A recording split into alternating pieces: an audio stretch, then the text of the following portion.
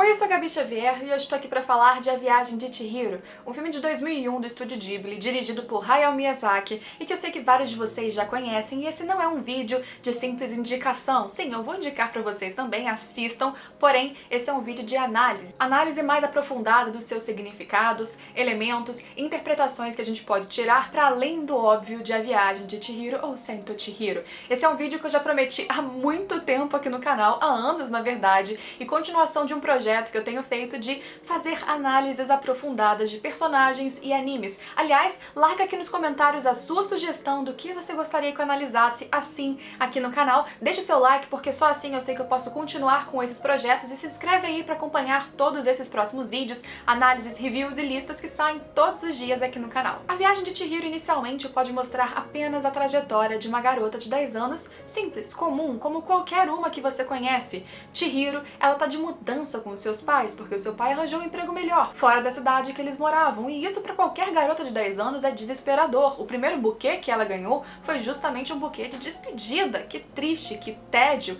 A situação que ela começa o filme é justamente de negação. Só que de repente eles chegam em um local, um túnel, algo que não deveria estar ali na trajetória deles, eles se deparam com um parque abandonado, vazio, mas de repente ali naquele parque Chihiro já começa a sentir sensações estranhas, não quer ficar ali, quer ir embora. Os pais dela encontram um livre buffet de comida, uma loja de comida, e justamente eles começam a se empanturrar, a comer, porque eles têm muita vontade e eles têm cartão de crédito. Então se precisar pagar, não tem problema, eles podem se servir livremente porque o poder de compra eles têm. Incomodadíssima com aquele local, Chihiro acaba descobrindo que é mais perigoso do que ela pensava. Ela deseja sair dali com seus pais, só que eles acabaram de virar porcos. Chihiro envolve sim muitos elementos fantásticos, vários misticismos, fantasia para todo lado, representada com várias simbologias, mas isso não diminui todos os significados que a gente consegue tirar dessa história. Chihiro agora tem uma aventura imensa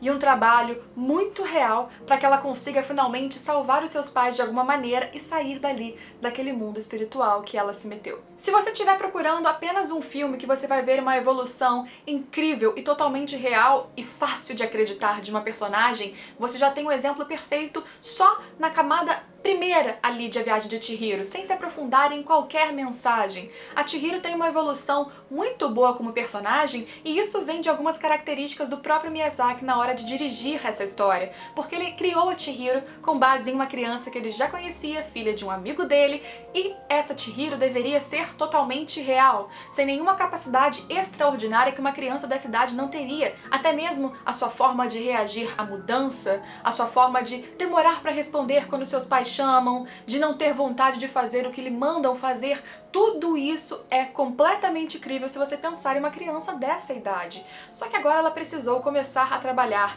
em um ambiente de criaturas e espíritos e mundo que ela desconhecia, que ela não sabe como funciona, e ela vai trabalhar em uma casa de banho da Yubaba. Ela precisa trabalhar e acordar todo dia, sendo que ela era apenas uma criança. E você vai entendendo a trajetória dela exatamente como seria a trajetória de uma criança, só que ela vai evoluindo. Ela vai tendo mais obstinação a partir do momento, inclusive, que ela vai criando um maior objetivo. Além de criar uma protagonista que de fato tivesse base em uma criança real, Miyazaki também não finalizou o roteiro quando ele começou a fazer o filme de A Viagem de Chihiro. Ele deixou que as coisas fossem caminhando e evoluindo progressivamente com a história. Possivelmente por isso, e pelas suas habilidades de conseguir fazer isso muito bem, é que a história tem um fluxo, um caminho natural das coisas que vão acontecendo, como se fosse exatamente uma consequência da outra. É muito fácil você embarcar nessa aventura de Chihiro e conseguir torcer por cada momento, porque você tem momentos balanceados de ação, de aventura e também aqueles clássicos momentos de respiro que existem nas obras do Miyazaki. Tem uma palavra que o Miyazaki uma vez disse em uma entrevista para denominar esses respiros, essas cenas de contemplação que são cheias de significado, mas te dão um tempo para você interpretar, e ele disse que esse momento se chama Ma, o vazio. Quando você tem, por exemplo, em A Viagem de Chihiro, a Chihiro dentro de um trem sobre um rio, quieta, contemplando toda a paisagem e pensando em tudo que ela passou até ali e o que ela ainda precisa fazer, tudo isso tem um significado. Miyazaki não tem medo de dispersar a atenção de crianças que estão assistindo o seu filme porque elas tiveram um momento de respiro, de silêncio. Não, ele acredita que isso é importante justamente para você conseguir digerir e entender as situações que vieram e ainda estão por vir. Ele não quer um fluxo eterno de muitas reações, de muitas emoções, criando às vezes espectadores que ficam anestesiados, que apenas sentem e não pensam. Talvez por isso os filmes do Miyazaki, como A Viagem de Chihiro, tragam tantas reflexões para além do que você vê na superfície, embora ainda assim, superficialmente, eles sejam muito bem proveitosos. Tem um vídeo do Entre Planos, um canal que falou disso há uns 2 anos atrás, sobre justamente esses momentos de vazio dos filmes do Miyazaki. Eu vou deixar o link no comentário fixado aqui embaixo, se eu não lembrar, me lembrem que eu coloco aqui. Mas para além de toda a evolução da Chihiro, de uma criança que de repente começa a trabalhar literalmente, e enfrentar mistérios e perigos, e lidar com situações e resolver situações que talvez os adultos ali naquele universo não conseguiam resolver, a gente também tem uma interpretação muito comum de A Viagem de Chihiro, que é sobre o Japão. O Japão tradicional, o Japão da cultura milenar de muitas tradições e também o Japão moderno, o Japão do pós-guerra, o Japão que abraçou a tecnologia e toda a cultura do Ocidente e se modificou, e o Japão que precisa achar o equilíbrio no meio disso tudo. O mundo que a Chihiro vem é claramente um mundo em que ela está lidando com aparelhos dentro de um carro, os pais estão falando de emprego, de dinheiro, de oportunidades de trabalho, tudo isso representa o nosso mundo capitalista. Até mesmo quando os pais dela de repente se encontram com comida que eles querem consumir e o pai dela rapidamente diz que não tem problema porque ele tem cartões de crédito, isso também incorpora e mostra todo o exemplo do que o capitalismo é, de como ele funciona. E os seus pais, quando são totalmente sucumbidos por essa vontade de consumir porque eles têm dinheiro, desenfreadamente, sem pensar nas consequências, eles se tornam porcos, que é uma analogia muito comum, historicamente comum, para se referir às pessoas justamente que caem no capitalismo sem nenhum freio, sem nenhuma medida de exagero ou não. O mundo da fantasia, o mundo dos espíritos, em que a Chihiro agora está trabalhando e tentando resolver o caso dos seus pais, descobrindo muitas coisas, inicialmente nos mostra sim um Japão tradicional. Mesmo a casa de banho da Yubaba é uma casa de banho tradicional, que a gente vê muito no Japão ainda, mas que representa uma cultura antiga, da tradição, não do que foi incorporado de fora. As construções também mostram muito do Japão antigo, do Japão tradicional, porém, também existem várias assimilações, várias incorporações nesse lado, neste mundo dos espíritos, também do capitalismo. Excesso é uma coisa que é muito bem trabalhada em A Viagem de Chihiro. A gente tem, por exemplo, a criatura, o espírito que a gente chama aqui no ocidente de No Face, ou Kaonashi em japonês, que justamente tem no seu rosto, na sua falta de rosto, uma máscara semelhante a outras máscaras japonesas, e ele é atraído por Chihiro para a casa de banho da Yubaba com pepitas de ouro. E rapidamente No Face vira uma criatura ambiciosa, que quer comprar tudo ali dentro. Mais comida, mais serviços, e ele vai crescendo e começa a consumir tudo e todos, e essa proposta de ganância,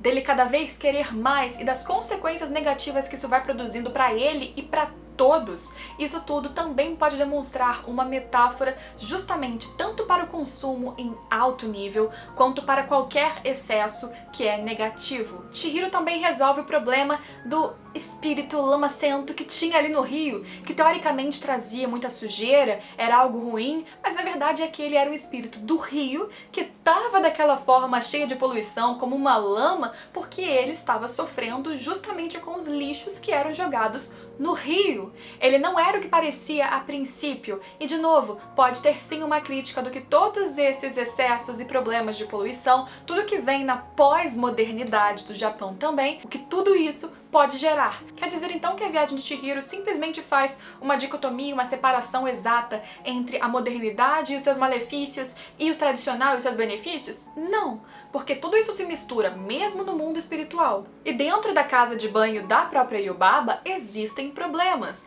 A Yubaba vive muito bem, com muitos benefícios, com muito ouro, e todas suas funcionárias ali embaixo passam por muita dificuldade, trabalham desde cedo, então não é que esse universo não tem problemas. O que parece ser mais a mensagem de A Viagem de Chihiro é sim o equilíbrio entre essas duas questões, equilíbrio entre o tradicional, entre o moderno, equilíbrio entre os rituais tradicionais e o consumo, equilíbrio entre a personalidade, entre o que você é, entre os seus objetivos e o que você deseja alcançar também. Além do universo, todo mundo nessa história parece mostrar um lado positivo e um negativo. O próprio Haku, que a gente interpreta como um personagem bom, que trata bem a Chihiro, ele aparece na história se comportando de mais de uma maneira, certas vezes bondoso, amigo, solícito, outras mais rigoroso, principalmente dependendo de com quem ele tá falando dentro ali da casa da Yubaba. A própria Yubaba, que sempre parece gananciosa, ambiciosa, que só trata bem os seus clientes porque tem interesses financeiros, ela é muito gentil e totalmente diferente com o seu filho. Já a sua irmã gêmea, Zeniba, que depois a gente descobre ser uma velhinha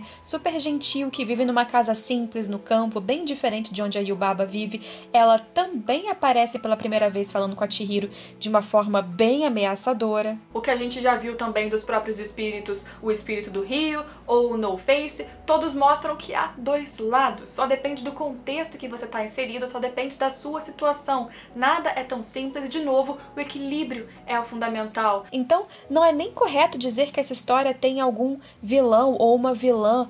Tem antagonistas, sim.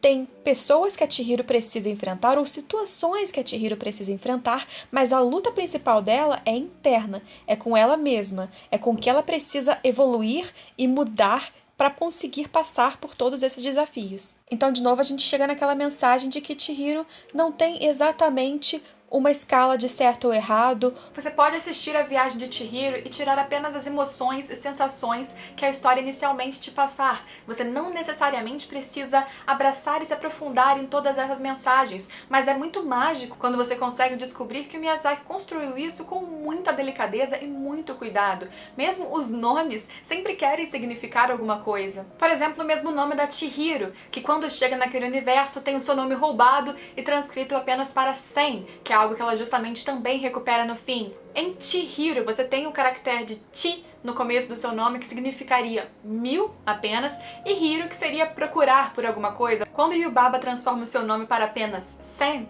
ela fica com um significado apenas de 1000. Ela tem justamente o seu nome roubado, metade do seu significado, talvez aquele que engrandecesse mais ainda o seu nome, retirado dela. E quando ela consegue recuperar no final, ela recupera também a sua identidade após passar por uma jornada engrandecedora. E é muito sintomático que a Yubaba, nesse mundo espiritual, consiga controlar as pessoas tirando o seu nome, porque identidade também é algo muito importante para toda essa mensagem de A Viagem de Chihiro. Em um universo que você está discutindo mudanças de um Japão tradicional, com interferências modernas, o equilíbrio nisso tudo, manter a sua identidade é também se manter no controle, é manter o seu próprio equilíbrio. Então, você tem em cada detalhe construções que fazem sentido. Eu vi uma vez uma análise de kanjis mesmo, que aparecem em cada construção, em cada detalhe de A Viagem de Chihiro, feito por um crítico, eu acho, vai estar aqui embaixo o nome dele, não sei se é jornalista ou crítico, que ele mostra que há dicas para a história em cada um desses kanjis. Por exemplo, ali onde os pais da Chihiro estavam comendo carne pra caramba, tinha kanji significando que aquilo ali era uma carne amarga, uma carne ruim. Então havia dicas inclusive para o que ia acontecer. E isso acontece repetidas vezes, mostrando mais uma vez que o Miyazaki tem um cuidado enorme com cada pequeno detalhe, com cada pequena inclusão, tanto narrativamente como a gente está falando, como também em cada elemento que ele vai colocar ali. A gente pode achar várias outras simbologias ali dentro. A gente pode, por exemplo, entender também que todo esse caminho tão clássico, que é tão noticiado, distribuído em imagens do trem da Chihiro, que ela vai caminhando junto ao lado do No Face em silêncio, nesse momento de Ma, que a gente já comentou, tudo isso sobre um rio pode mostrar justamente também a simbologia do rio, de mudanças. O rio comumente, porque tem muitas correntezas, então você nunca entra no mesmo rio, ele sempre simboliza, ou muitas vezes simboliza, a mudança, a passagem de algo para outra situação totalmente diferente. E a Chihiro pegou um trem de caminho único, então ela cruzou esse rio uma vez só. E ela contemplou muitas coisas e pensou muitas coisas nesse caminho dela. A Chihiro que entrou nesse rio, nesse caminho, nesse trem, não era a mesma Chihiro do final. De como naquele momento pra frente, a Chihiro em silêncio justamente estava em transição, após ter passado por tantas coisas, após ter conhecido tantas criaturas, após ter mudado inclusive a situação de várias dessas criaturas como o espírito que está ao seu lado, após ela perceber mais da importância da sua família, mais da importância do que ela vai viver dali pra frente, frente o quanto ela é capaz e o quanto ela precisa focar e buscar pelo que ela quer, mesmo sendo uma menina de 10 anos, que, sobretudo nessa história, de qualquer maneira, faz naquele ambiente fantástico o que uma menina de 10 anos conseguiria fazer.